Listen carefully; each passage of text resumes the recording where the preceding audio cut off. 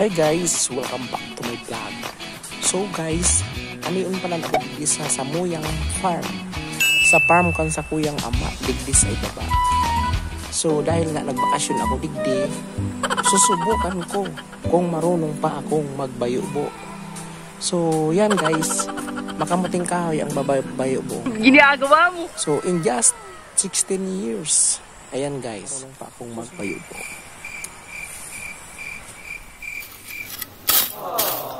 A few moments later.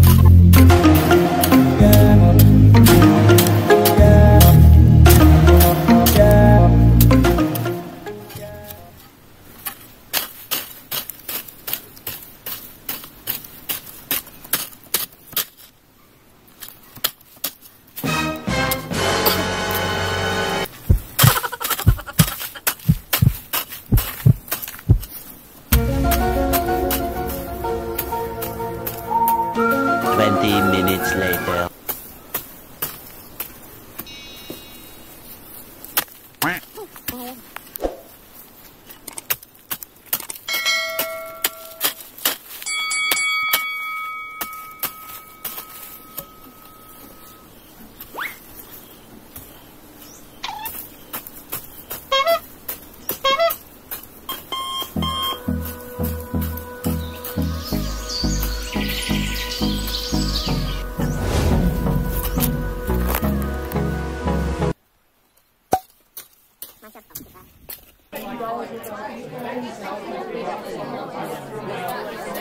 Nga pala guys, doon sa mga follower ko, follow nyo si Romstar.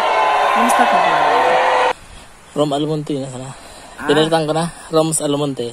Si Roms Almonte po pala, siya yung may hawak ng, siya yung cameraman ko ngayon. Kaya doon sa mga follower ko, follow nyo si Rom Almonte. Kapatid ko po yan. Vlogger din po siya, nagbablog din po siya. Ayan. So ang kanyang content is mga parang tripping adventure.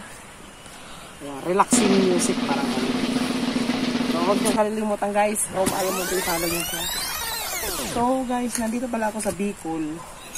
Kasi nagbakasyon ako dito.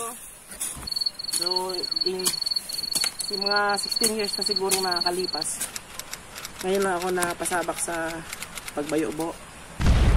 Tagal lang din nakabayubo. Ang bayubo ining tigbayubo mismo yung mamuting kahoy.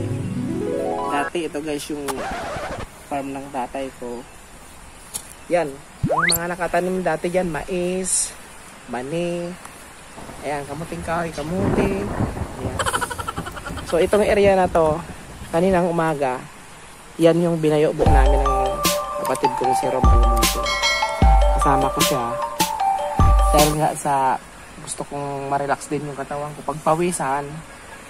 Ito nga, naglilibang kami dito sa farm ng tatay ko.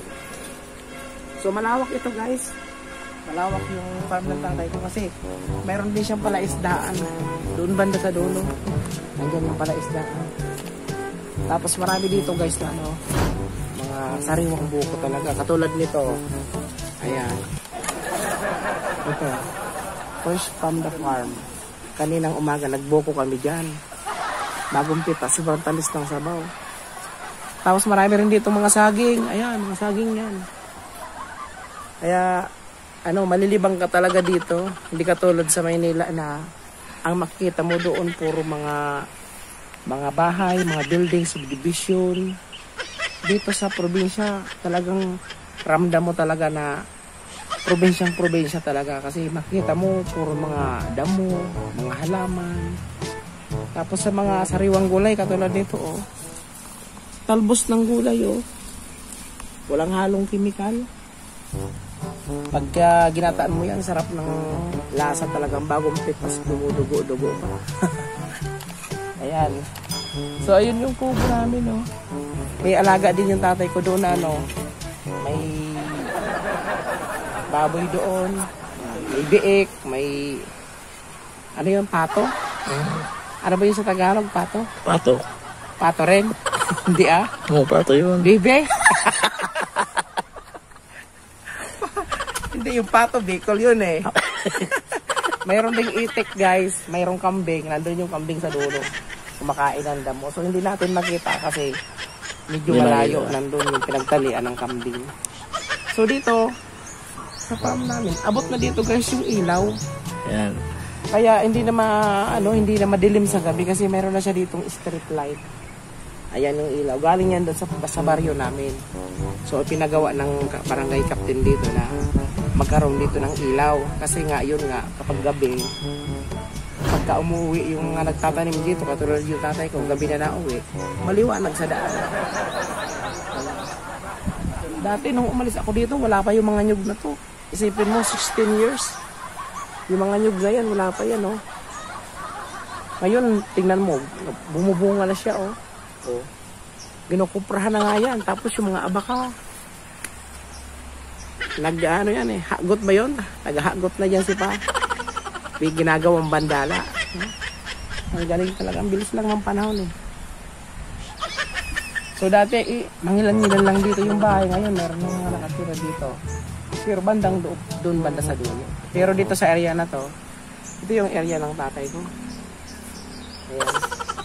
Sa mga makapanood dito guys, very relaxing yung yung kapaligiran kasi puro mga halaman talaga, mga maganda sa pakiramdam. Fresh na fresh talaga kasi puro mga halaman na pananim. Okay na guys. Nom guys, iyon na bagatabi ini sa nabayo bu mi ho. Oh. Oh. Iyon na ni sa makamuting kahoy na binayo bu mi. Puon ka sa bagong aga. De. Oh, halawig baga guys oh. Yan, ni si Idan na tinawan akong tinapay. Salamat Itan. Tapos uni pala guys yung ho. Is sauce. Uning